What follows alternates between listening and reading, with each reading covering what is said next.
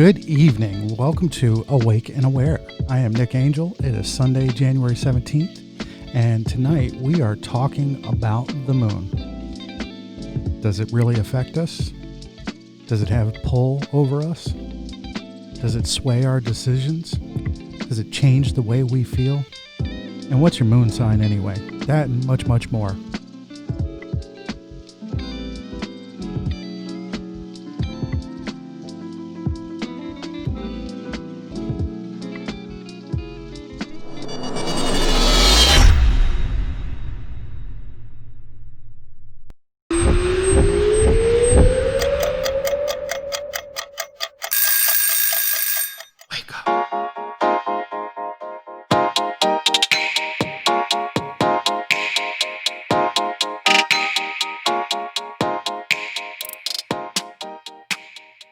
I'm up.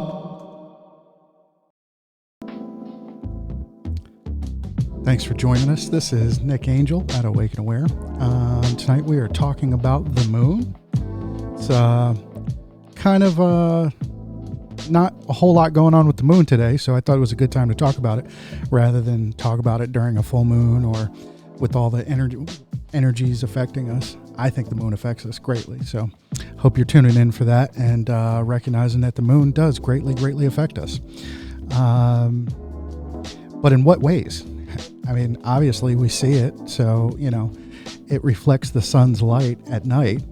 So at the very least, you don't walk into a tree while you're in the woods, right?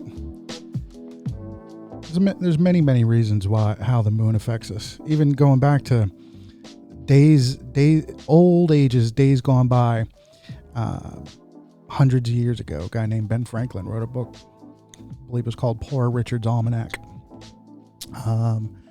And there's the Farmer's Almanac and Poor Richard's Almanac, and in those almanacs they mention the moon phases and suggest that there's certain times of the month to do specific things like cut your hair, grow your crops, harvest your crops, etc., because these things grow specifically to the moon phase. And we're going to explore some of that tonight. So if you're just joining us, thanks for joining us. So let's get right in. So first thing, one of the ways that you're greatly affected by the moon that you may not even know it is the word month actually comes from moon. So does the day, Monday, named after the moon, or Moon Day as it originally was. Now, that was just to pay homage to the moon, but the month, on the other hand, is traditionally set in many cultures, including the Jewish religion. They actually base their month off of the moon cycle versus the calendar that has Saturdays and Sundays and 31 days. If you guys don't know, the month has a moon month has 27.5 days in it. So a 27-day cycle is the moon from new moon to full moon. And then it goes back around again. So let's just go ahead and take a look at these phases, because some of us, I know for a long time, I had no clue what the moon phases were.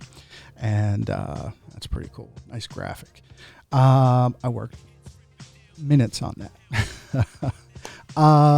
So if you notice that we start all the way over here from new and go to full, and then it'll go all the way back to new again. But from new moon to full moon is 27.5 days. So interesting enough, if you were to add that up, 27.5, and multiply that times 13, you get the number 360. That's 360 degrees. And that's originally what the calendar was. There was originally 360 days in a year. And it was just based off of the moon, because why would we try to make up our own time? I don't know. We might get into that on another discussion when we're talking about conspiracies.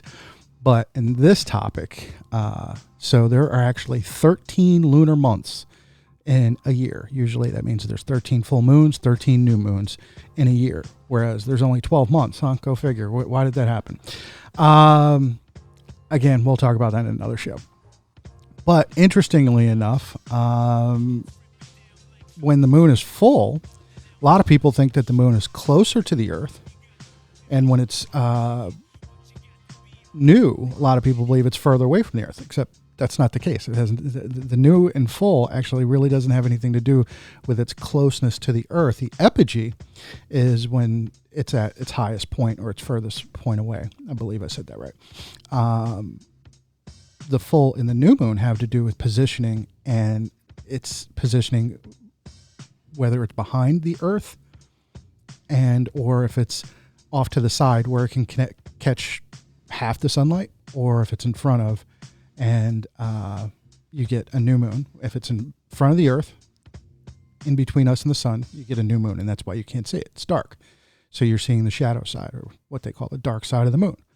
And when it's almost not quite behind us, but off to the side, that's when you get a full moon. So it's funny that a full moon is actually when the moon is back and not behind the Earth, but back into the side. And that's how you get full moons. So you may get a full moon on one side of the Earth or the other side of the Earth, just depending on what times of the year it is.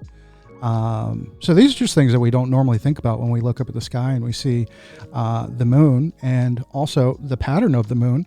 If you were to look at it and track it from day to day, it actually kind of makes a wobble pattern. So it does not, the way the Earth moves on axis, when you stare at it from our vantage point, from our perspective, the moon looks like it's wobbling.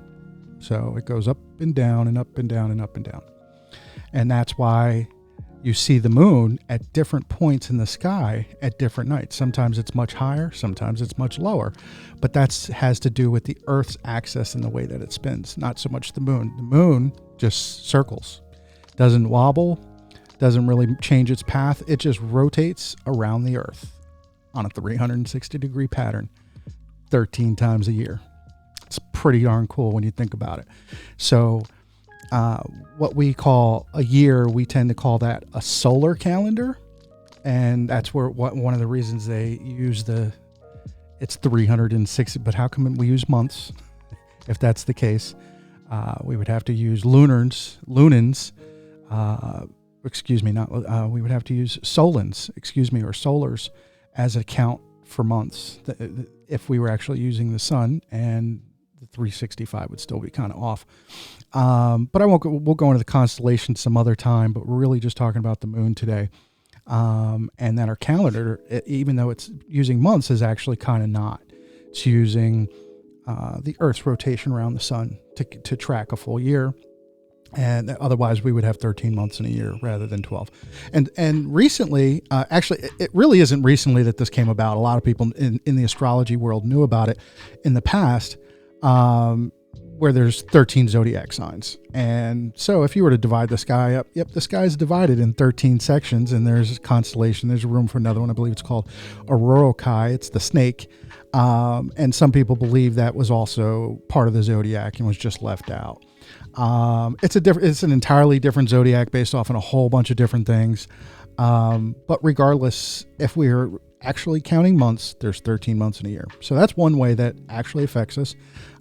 So that's why full moons don't always, you might actually get 2 full moons in a month, or you might get, just one, and it's different. And that's one of the things that can affect us. I think it's pretty cool, when we have 2 full moons. I think that's when we get a blue moon. So you guys are welcome to join in here if you have any questions about the moon that you want to ask, or any information about I am no expert on something that I've never been to, never put my hands on. And I do recognize, I do use like 4 or 5 different moon apps. I keep the moon on my watch so I can see what phase it's in. And one of the things one of the patterns that I've noticed in my life is the new moon for me, the half moon, and the full moon change my sleeping patterns like nobody's business. Those 3, give you an example. On a half moon, I feel the most energetic. I'm a Libra, and maybe that's why. But on a half moon, I feel most energetic throughout the day, and I may stay up all night. On a full moon, I feel very sporadic, and when I try to go to bed, I might wake up at 4 or 5 o'clock in the morning and feel a pull to get up and do something. And with the new moon, I'm just exhausted but often don't sleep very well. And I don't want to say exhausted, but struggling for energy, maybe. And so that's interesting that I've noticed those patterns. So I wonder if you guys have noticed any patterns in your life with any of the moon phases being different. My zodiac sign, moon sign, is Leo. And the difference between the sun signs and the moon sign, the sun sign is your outward persona, and that may be what people see. And your lunar persona, which is the next most important in the zodiac signs, your moon sign, is your inner self, how you perceive yourself, how your feelings are directed. And for me, that's a Leo. So even though I'm a Libra, which kind of dictates who I am overall, I mean, again, these are just predispositions. I'm not astrology's cool and all, but it doesn't necessarily mean this has to be who you are, or you can't transcend it. So don't feel offended if you don't like your zodiac signs. Then change who you are, or better, transcend it and be who you are. Period. Who you want to be. But a lot of people put some weight into astrology, and I put a little bit. And what it is I'm very much into astronomy, and I do believe in astrology as a science. And I recognize that these planets are huge. I'm actually going to hip you to a secret about the moon that you maybe never heard anywhere else tonight.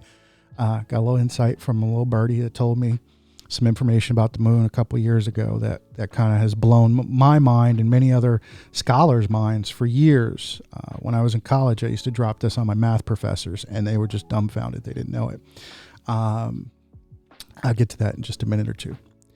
But the moon is this giant gravitational force that is spinning. It's kind of corkscrew. It's not corkscrewing. It is spinning around, and it's following us. It's moving, like we're actually moving through space, and we're not just moving around in a circle. Stationary. We're actually moving around in a circle and moving through space, and the moon is hanging out with us. And, but it has huge pull on us. And a lot of people don't believe it, which is some people believe the moon is fake. Some people actually believe it's made of cheese. But one of the interesting things is that we can actually see its effects, visually see its effects. All you have to do is go to the ocean and watch a wave. The reason there are waves is because the moon is there. If there was no moon, our ocean would disperse and be a lot more, rivers would rise much higher. And like if something happened to the moon, our oceans would go crazy. But the tides that affect fish, frogs, all kinds of animals, are 100% because of the moon. The moon literally picks the ocean up and sets it down. So where it's at and where it's at is pulling the ocean. It's literally picking it up. The ocean can literally rise. It can swell. That's the term for the ocean rising. It swells, and it can swell as much as 100 feet. I mean, if you can think about literally the ocean just rising up 100 feet, where if you were to measure the top of the ocean and say, all right, well, let's say it's 10,000 feet down to the ocean floor at this point. Well, it'd be 10,100 feet when the moon's above it. That's can you imagine what that does to the fish that live in that ecosystem from top to bottom? It's crazy. That's one of the reasons they migrate, is the temperature changes in the ocean from place to place because of the moon as well. 100 feet of water can go from 55 degrees to sub-zero, not sub-zero, but freezing temperatures in 100 feet of water. So that has a huge effect on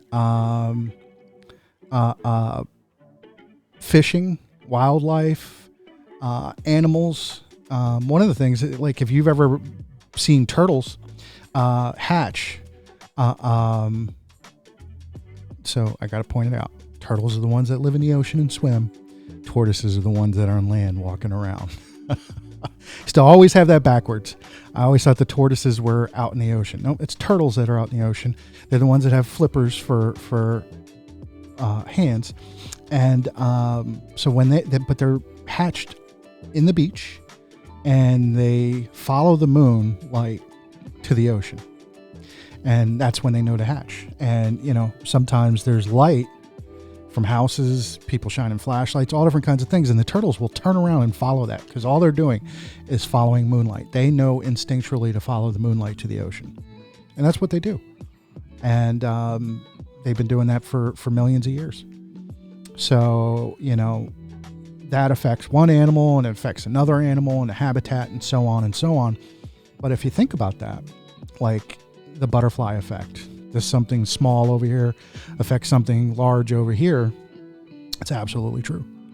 And Damien says, what's up, Damien? Says, I used to work at a psych hospital and you could definitely tell when it was a full moon. I wonder, like, how could you tell? Like, were the people more rambunctious? Were they sleepy? Was there more people during intake? I've heard this before about hospitals having more intake on a full moon. But then, so I tried to do some research a couple years ago when I used to belong to an astrology club, and we couldn't really find any pure data that proved that fact. We saw that, and one of the reasons is the only things that hospitals might have checked was admissions that day specifically. And there may be people turned away, et cetera, et cetera. But one of the things that police departments tend to do is they tend to ramp up. They tend to have more people on patrol during full moons. Now, again, where's the scientific evidence that proves there's an effect? There really isn't any. And it's not that we couldn't, but you got to remember, we're in the industrial age for only about 100 years now, a little more than 100 years. So even recording that, like, how many full moons are there? There's only 13 a year. So we would have 1,300 instances to be able to keep track of that. And before the 60s, they definitely weren't. So, for only 40 years, we only got like 50 full moons, that's not an exact number, but like 60 or 70 full moons to really look at with any significant data. And then, what's the real subset for that? So, and that's what we came about scientifically, whether or not it was provable to show that there was a greater effect on populations because of the full moon. Now, everybody acts that way. And if you talk to the nurses, they will all vouch that their nights are more hectic on a full moon.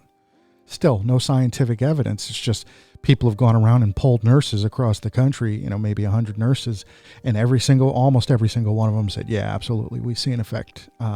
There's something definitely affecting us. There's something affecting the patients, that we get more cuts, more from, actually, I asked a nurse not that long ago, and she said we get more head injuries on a full moon than anything else. Like we definitely see an increase on head injuries. I thought that was pretty interesting. I have no clue. Maybe it has an effect on balance. Don't necessarily know. Here we go. Damien says, the patients were more rambunctious. It was all good because so was I. Experience led me to play with energy and guide it. Very nice. Very nice. So I have an uncle who lives in Fort Lauderdale, and he is a triple Cancer. And for those of you who don't know, the moon rules Cancer. And that's the house of Cancer is the moon. When I say he's a triple Cancer, that means his sun sign is Cancer, his moon sign is Cancer, and his rising sign is Cancer. So I would tell you this guy is greatly affected by the moon. And I used to cut his hair. And, so maybe Friday nights I would cut his hair for, it was probably every week for a couple years. And one of the things that I noticed is during the full moon, this guy's hair grew 10 times faster in a week than it did. So building up to the full moon in that last week, his hair would grow 3 times faster than it did any other week. And I mean, I'll vouch for this. I would tell him, bro, you're a werewolf, man, because here you're wolfing out on the full moon. So like, it was just totally weird to see somebody's hair patterns grow differently because of the full moon. But this goes back to the almanacs that I was talking about. An almanac is a tool. It's a guide. It's not something that we normally use today because we have the internet. But this information is something that people would record for hundreds of years, or at least 100 years, and look at patterns of growth of crops and harvests and hair growth and many other things, and recognize that when the moon is growing light-wise, so is everything else. So interesting enough, the sun is the source of all energy in our solar system, except for motion and time and a few other things. But the source of solar, it's the basis of life on our planet purely. But second to that is the moon. And throughout the night, we get light from the sun that's reflected off the moon. So we think of the sun as being masculine because it's constantly radiating and not much can get close enough to it to give to it. And the moon is receiving the sun's light. Just like the earth is also receiving the sun's light, we think of the earth or Gaia as a feminine spirit. So too is the moon a feminine spirit. Or, we think of it as a goddess energy.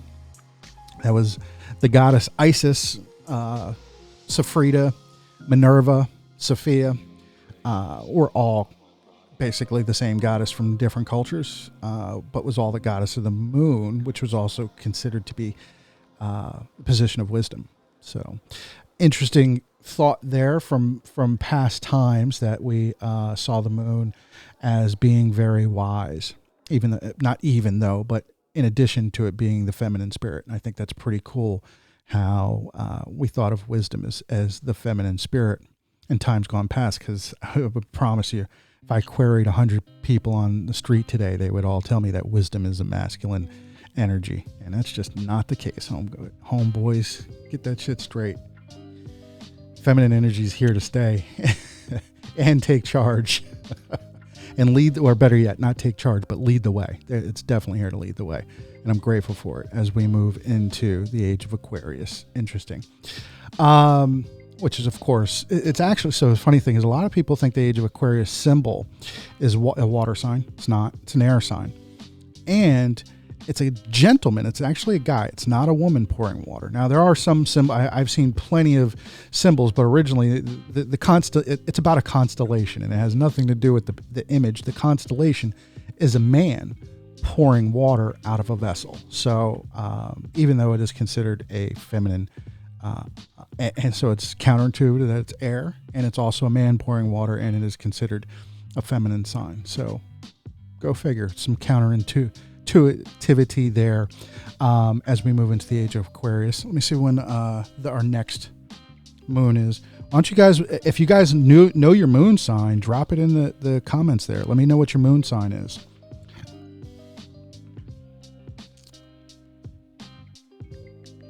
If you guys don't know what your moon sign is, one of the interesting things is you have to know your time of birth to know. So this is one of the reasons a lot of people don't know their moon sign, is because they know their birthday. They just don't know what time they were born. So, and generally you need to know the city as well. And the reason for this is because the moon moves really fast. If at 4 o'clock in the afternoon, it's in one place, and 10 o'clock at night, it's an entirely different place. So whether or not knowing the moon's position and what sign it was in when you were born can greatly change. It can be in any sign throughout the day. That's how fast the moon moves.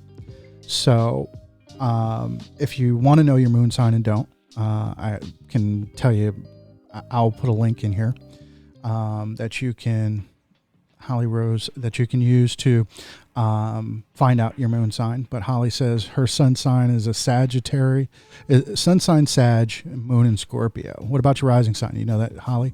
So she's got a Scorpio moon. How cool is that? And like I said, I'm a Leo moon. And remember, the moon in astrology dictates your inner self, how you perceive yourself.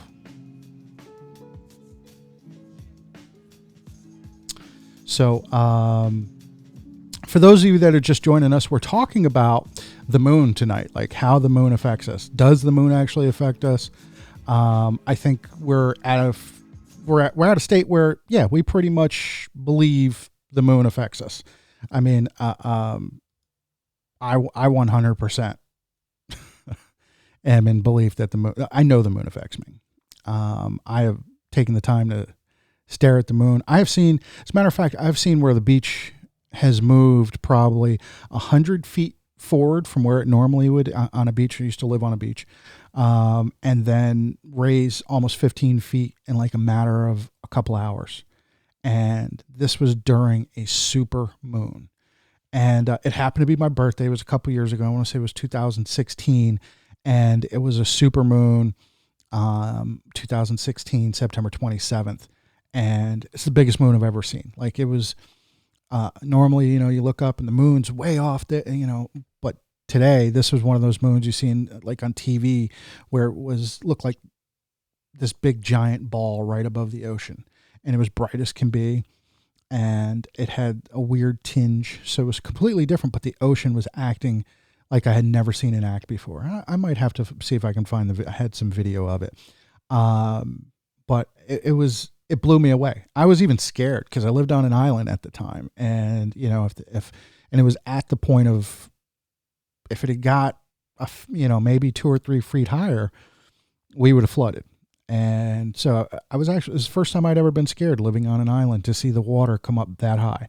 Now, this wasn't 100 feet high, but it was a good 15, almost 20 feet higher than I'd ever seen it coming. I used to go to the beach every single day. So totally blew me away that we could be that affected by the moon. So if you see counties, like we all know that hurricanes can do great damage, but if you live coastally and you live near the water, I grew up in Providence, Rhode Island, and we have storm doors there to stop storms. But one of the things I used to see all the time is because most people don't know, Providence, Rhode Island is actually the world's widest bridge, because the whole city is built on top of water. Water runs right underneath the city. It's all built on stilts. It's the craziest thing. Because people who live there don't even know it. You can't even tell. The city's so well built, but it's built on top of water. So if a city like that could be affected by the tides, what about Venice? Fort Lauderdale is called the Venice of Americas because it has all the fjords built in, and the channels. Most of them are all man-made, but it's greatly affected by the tides as well. And they don't have any storm doors. So I'm just saying that, like, the moon affects water. And one of the ways that I know it affects me is because since my body is 86% water, the moon's affecting me. It's physically affecting me. And a lot of people ask me, how does the zodiac actually have any effect on you? Well, without getting into astrology, I would point out that the planets are in specific positions when you're born.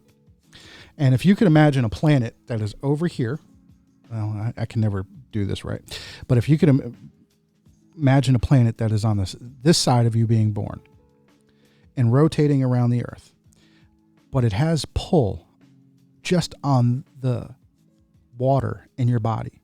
And remember, your brain is mostly water.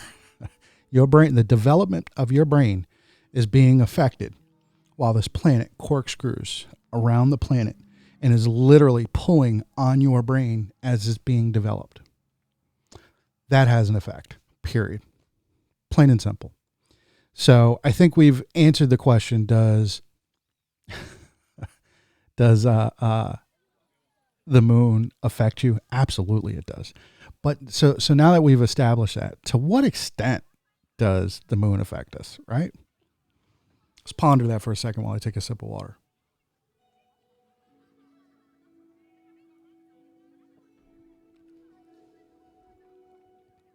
To what extent?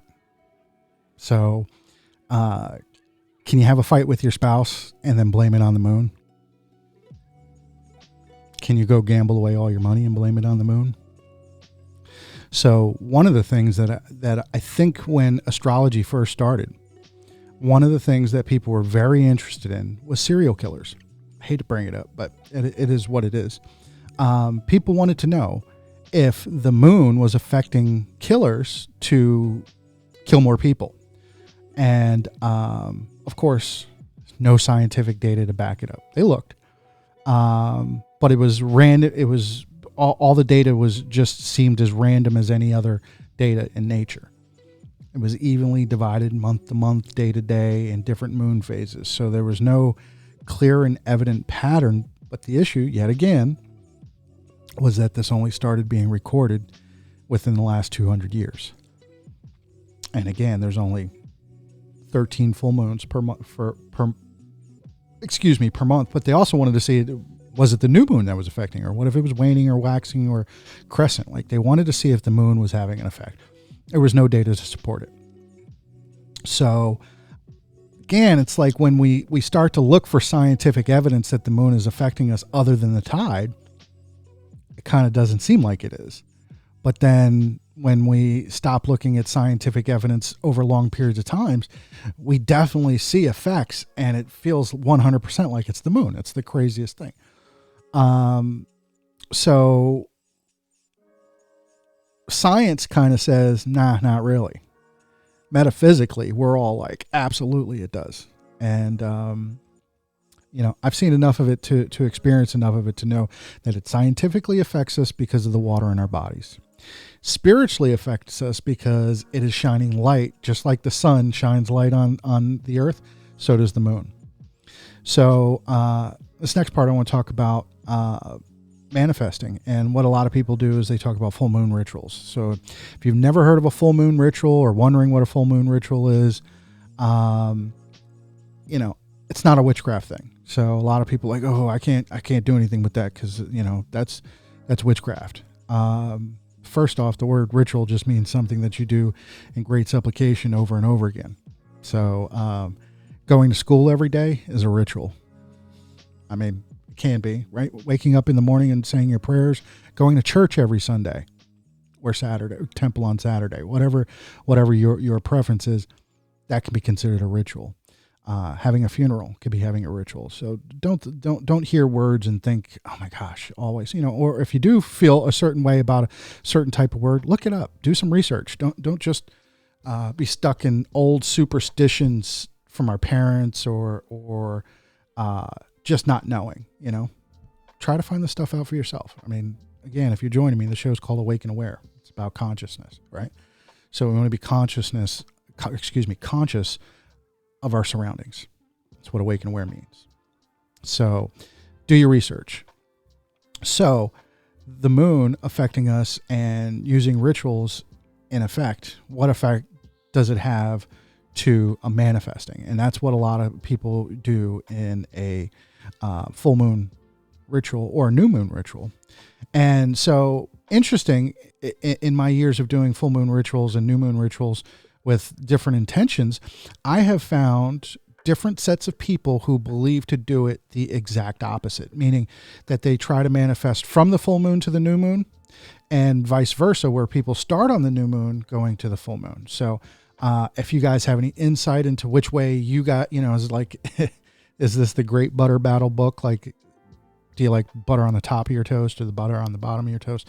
That's silly. But what we think is silly, somebody else thinks is exactly the right way to do it. So we as humans tend to forget, like things are different in different places. Australia, the water swirls in a different direction. It doesn't seem like much, but if you're acclimated to things, counterclockwise and clockwise, in another place, it may not be the same thing. Other cultures read right to left instead of left to right. Some cultures read straight up and down, but others read bottom to top. As weird as it may seem, it's normal to them. So I'm going to start, since the new moon is directly above me, I'm going to talk about it that way, meaning if you're doing a full, what we call a full moon ritual, it starts on the new moon. And generally this is what it starts with is some type of intention, often being, there's many ways to do this. I'm just going to tell you about the way I do it. How about that? And I'd love to hear about somebody else's way of doing it. So after I talk about this, I'm going to open up the phone lines. And so if you have a new moon or full moon ritual that you'd like to share with us, please call in. Let me know about that, or drop it in the text. Let's talk about it. Remember, this is community. I'm interested in what you guys think and what you guys know, and sharing what you guys have experienced as well. So for me, what I do on a new moon ritual is I get intentional about something that it's not necessarily I'd like to change, but something I'd like to see in my life that I'm not currently seeing. And the reason for the new moon is considered to be a new beginning. That's when you can't see the moon in the sky. I mean, you can, because there is ambient light that is reflecting from the earth. So technically you can see it. The moon is still there. It's not invisible. But what it is we are blocking it. The earth is blocking the sun. So basically the earth's shadow is falling on the moon. So it's a new beginning because it's completely dark. It's just like dawn, expecting the sun to rise and starting the new day, right? So it's like you wake up, you have full set of new intentions than you did yesterday. There's power in that. So I tend to write down what it is that I'd like to manifest or what I'd like to see come into my reality.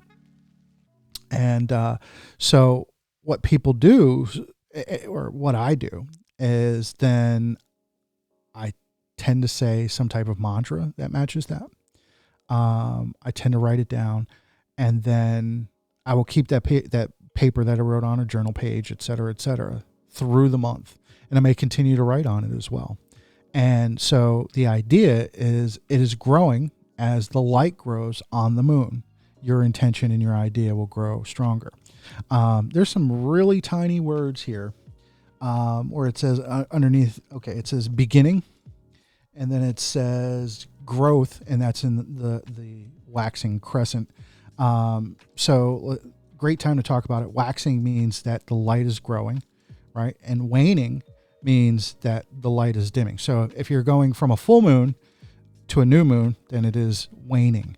And if it's going from a new moon to a full moon, it is waxing, like growing, like the wax is growing on it. And that's kind of what it looks like.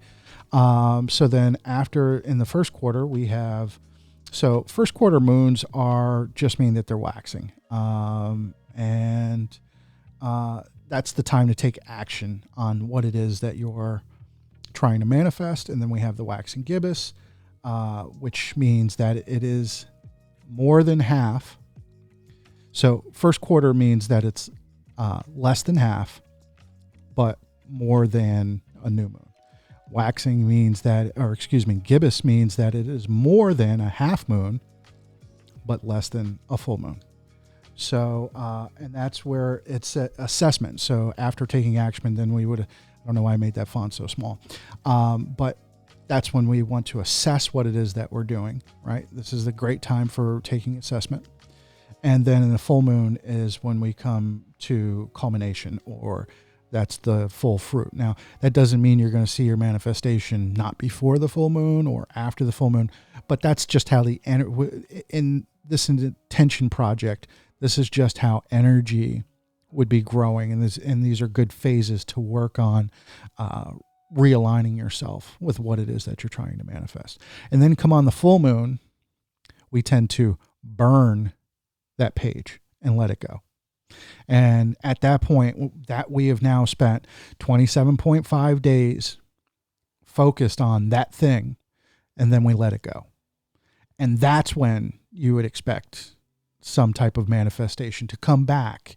Now, some things, because sometimes people are trying to manifest their whole lifestyle change, and they want to all of a sudden have jets and Lamborghinis and be famous, and except they don't get out of bed in the morning. They don't they don't do anything in their life to accommodate, and they have no way of believing that. It's not going to happen for you. It's just not going to happen. I think I posted earlier today or the other day is that you manifest not what you want, but what you are. So you have to take effect to that. Like you have to become, or I think Gandhi said it best when he said, become the change that you want to see. And that's probably one of the most powerful manifesting tools. I like to say, the act as if meaning act as if you already have it, and the universe will act accordingly. Now, some people use the term fake it till you make it. Well, I don't like faking anything. It's just you're starting out. Just think of it that way. And it's a different phase when you're starting out as to when you have everything. So, the longest journey all starts on one step. So does the shortest journey. My man Damien said he wants a flying Lamborghini. Well, I know you can get a flying BMW because BMW makes engines for planes. I don't know if Lamborghini does, but actually, you know what? I think I've heard it.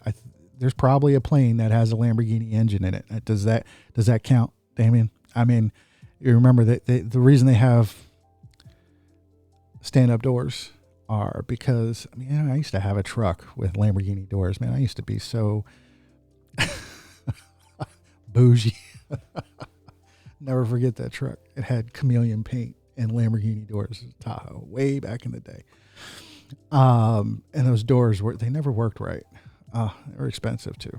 I'll never drive anything like that again. Man, Damien says gratitude is essential. Absolutely. Gratitude is essential in everything that is good in life, in my opinion. But that is gratitude. Listen, if you're new to manifesting, I gotta tell you right now, the secret sauce is gratitude. 100%. Gratitude is the energy of already receiving whatever it is that you have. So if you put something out into the universe and you want it to return, man, be grateful for it. Be grateful for the opportunity to even thought about it. Like, I feel like if you can think about it, you can achieve it, period, or some form of it. Gratitude is the bomb. I'm glad you guys have joined me. So that is my take on a full moon ritual. I'm going to go ahead and put these numbers up here, and like for anybody who wants to call in, you can just have simple questions about the moon, want to talk about the moon. Maybe you got a good story about how the moons affect you. Maybe you're a werewolf and you just need to warn us that, or maybe you've met a werewolf, been bit by a werewolf, right? Here's another little tidbit. A lunatic, right? Doesn't mean crazy. Lunatic means greatly affected by the moon.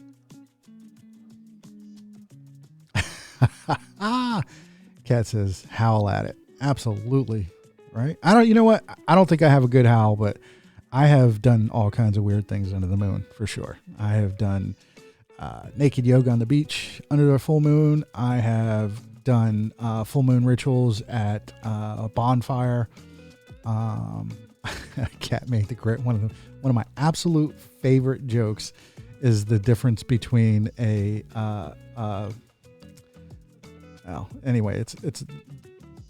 it's basically a dumb wolf, and a normal wolf, and a werewolf. Ha ha ha. Or what happens when a wolf meditates? Before he's just a wolf.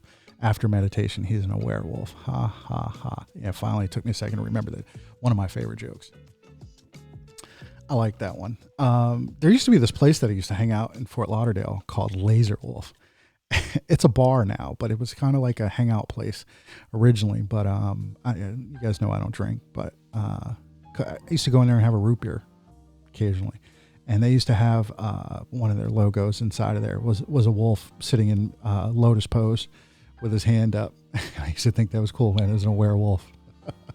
There's a cool graphic that floats around the internet called for the werewolf. So you guys don't be shy. You guys, listen, I'm not going to beat you up if you don't know anything about the moon, but call in and have a conversation with me. Number 609-288-2709, or reach me at 609-277-3354. And while I wait for one of you guys, lovely people, to call in and just have a discussion with me about this, I'm going to take a second right here. I'm going to step away. We're going to listen to some music while I wait for this phone call. And I'll be right back with you. Because we all know what I did and why I have to stand up is because I didn't plug in my laptop. I don't know how many times I don't do this. I'm running a show through my laptop and I don't plug it in. I'm funny like that.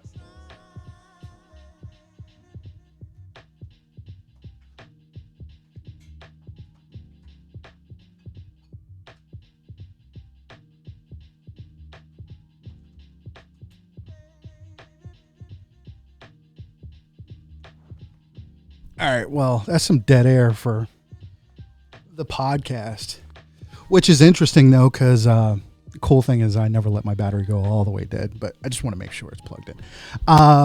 So I have this cool thing that I know about the moon that I know a lot of people just have no clue because it's not taught in history books. So a lot of people in America hate the metric system, right? And then everywhere else in the world, everybody hates the royal system and says it's the dumbest thing ever. Well, what if the two were both necessary? Because they're two different measurements for two different reasons.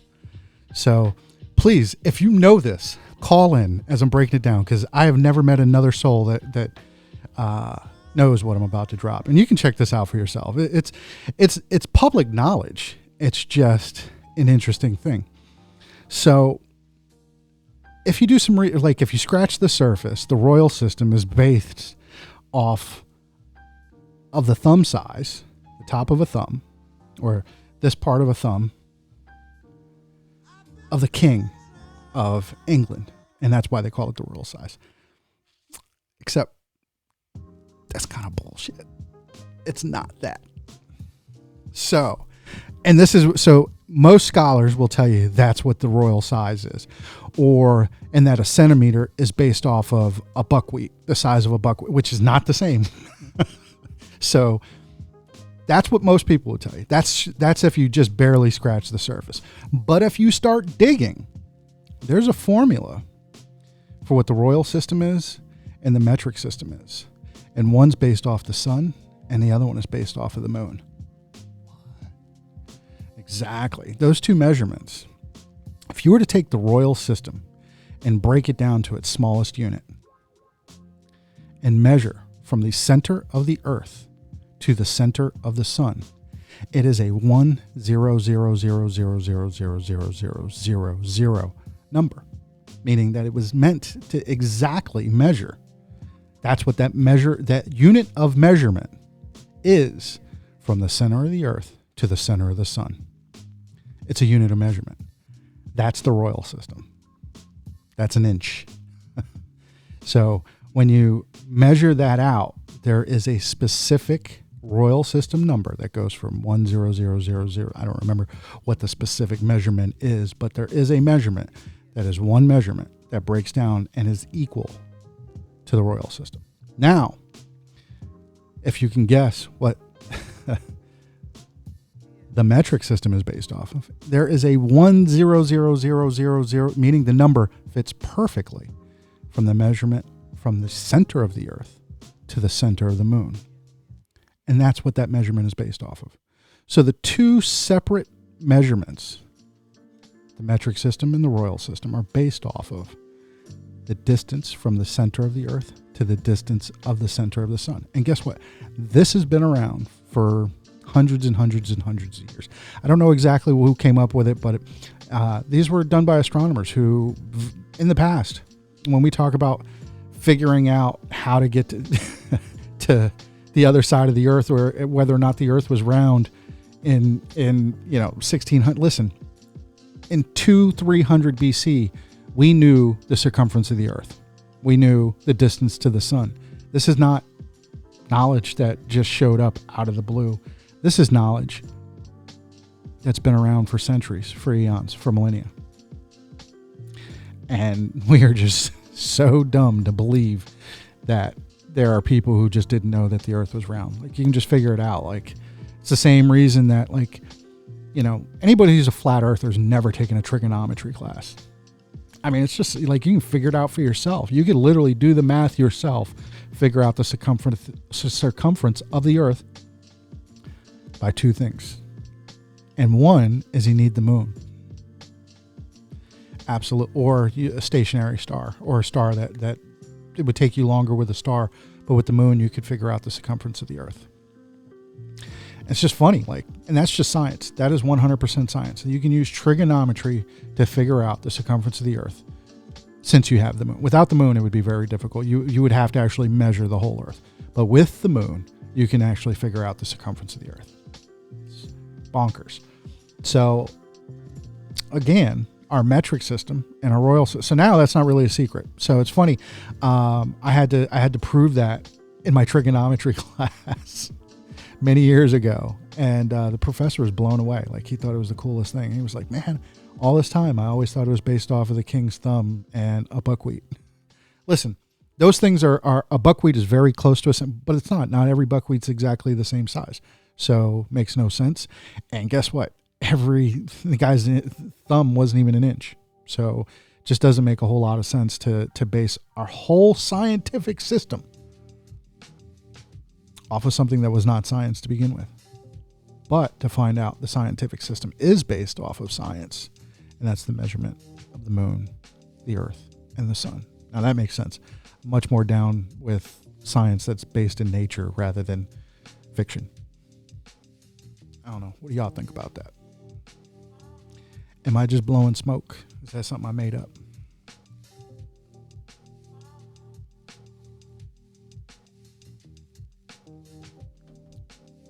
Yeah, I didn't make that up. So, but it's one of those things, like, you have to dig to find that. Like, how I found that was I was reading some really obscure esoteric stuff. What's up, GP, my man? NAU speaking facts. Bro, I'm glad to see you. Got an empty chair over here, bro. Need to get you on the show ASAP. Nothing but love for you, bro, my man. That's an Awake and Aware partner right there, if you guys don't know. Glad to see my man. Nothing but love. Right on. That's one of our early backers, and he's a partner in Awake and Aware. Hit that guy up. So that's another conscious brother. Right on. So if you're just joining us, I see there's a couple people joining us, man. We've been talking about moon phases, man. Like what's going on and how it affects us, how we're affected, mind, body, and spirit, you know? So we've talked about how it affects the water in our body, how it affects the water in our brain, how it affects our zodiac and astrological signs and our inner spirit, if you believe in astrology. We've talked about how it affects nature. We've talked about the secret of the moon and measurements through the metric system and the royal being based off the sun. We've talked about the calendar, how there's actually 13 lunar months in a year and not 12. We've talked about the different phases and how the light affects us. We've talked about new moon meditations. Y'all guys are scared, though, because y'all don't want to pick up the phone and talk with Nick Angel on the phone live, right? That's all right. You don't have to. But if you want to, man, there's no incentive. Like, I'm not giving away a t-shirt. If you want to join the conversation, we got people joining the conversation in text. But you got to remember, this is the podcast too. So this podcast is available on just about wherever you find podcasts on. But it's on Apple. It's on Google. It's on, Spotify, right? And many, many others, wherever you follow podcasts, but you can find the podcast on there. Also, after this live show, it'll be available on YouTube. You'll be able to see it on YouTube. So if sometimes these shows get a little long, but that way you can watch at your own free time. And also you can check us out and listen on your favorite podcast. I have difficult because I'm a multitasker. So sometimes watching a show might take too much of my time, but I also re-listen to these on podcasts. I love podcasts, and I listen to other podcasts, because I can fill my time and do something at the same time. So if you guys got any other questions about the moon, man, like I think it's funny. Like it's a topic that like we should be talking about forever, but it's cool. I think we kind of really covered what's going on with the moon, how it's affecting us.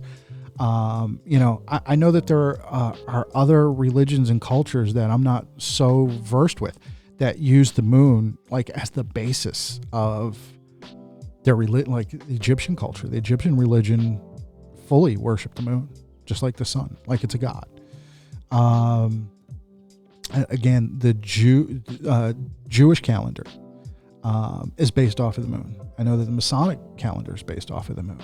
I don't know what other calendars, but I know that there are many religions that use specifically the moon for their calendar versus whatever our calendar is.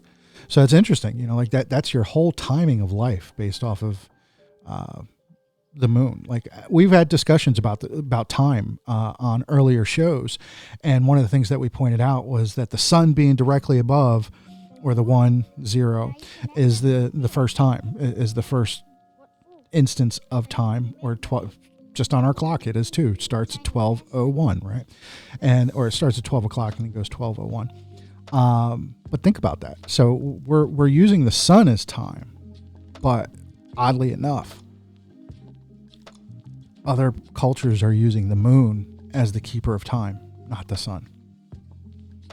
It's interesting because they split their days up just like we do, but they dictate when the days are, when they begin and when they end because of the moon. So our civilization is greatly affected by the moon. You know, there's a place in, I think it's called Chichen Itza. Actually, no, it's not the pyramid in Chichen Itza. There's a pyramid in Mexico. Like it was the Aztecs. And they have a serpent carved. It's not carved, it's actually built. They're blocks that are little shapes that put together make a serpent moving down the stairs. And it's interesting, when the sunlight hits it, makes a shadow, and it looks like the serpent's moving. And that's one of the ways they use to calculate time. Very interesting. Another thing that I've seen people do to calculate time is to stick a stick in the dirt and watch the shadow. And then they would set up string lines from that stick and quarter it off for the equinoxes. Our equinoxes are literally dictated by a shadow and a stick. But it's interesting. I wonder if there's a whole nother science of keeping time with just the moon that I'm unaware of. Because I would imagine there is. I mean, why wouldn't we have? Most cultures seem to gravitate to daylight, but is there not cultures that were watching the reflective light?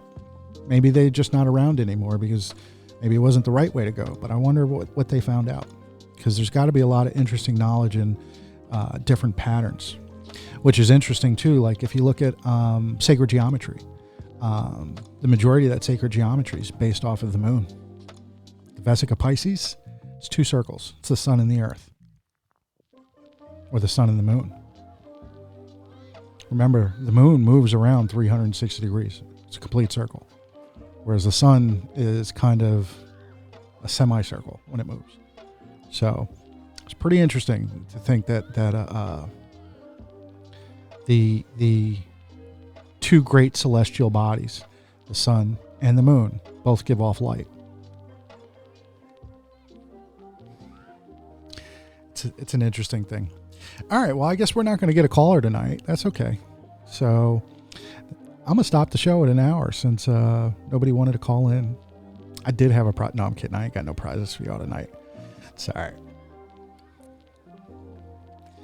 Hopefully next time you guys will join me and give me a call.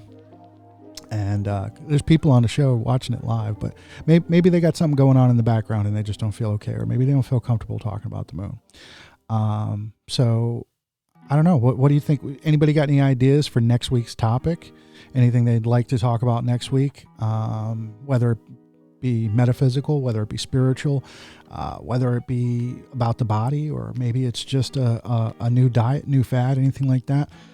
Anything that they consider to help consciousness. Check it out. Like, what do you got? You got something that you want to talk about? You can leave it in the show notes if you don't hit me up before I close out the show, or just message me.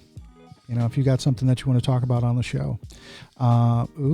Kat Gannon said the twin flame concept. I can dig it.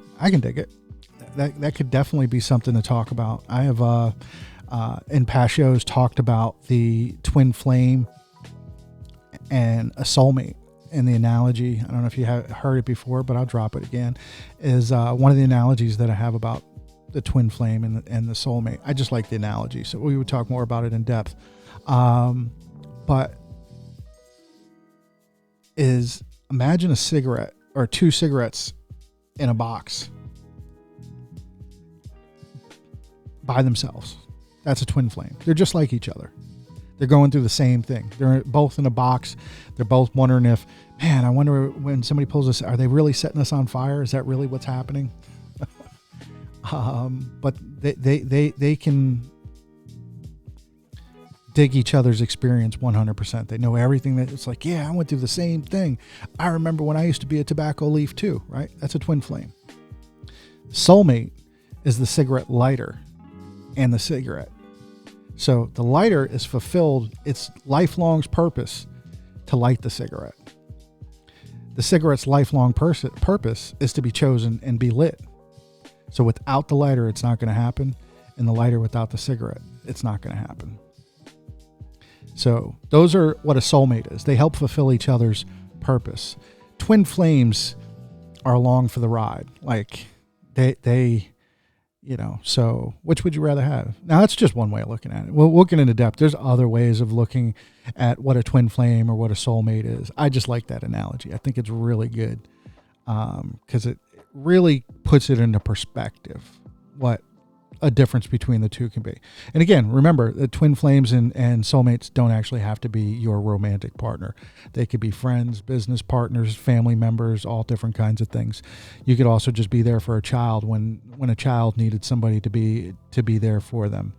Or there's all different ways to think about it, man. So, it's a great show. I enjoyed discussing the moon and its many different phases, so this has been Awake and Aware. I'm Nick Angel, and I look forward to seeing you guys next week, tomorrow night at 8:30 p.m.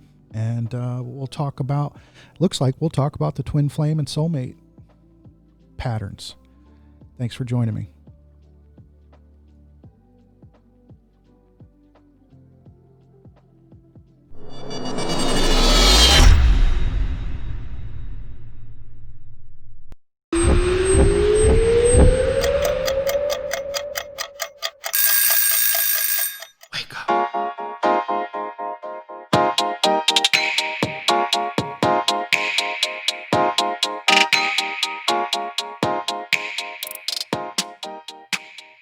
I'm up.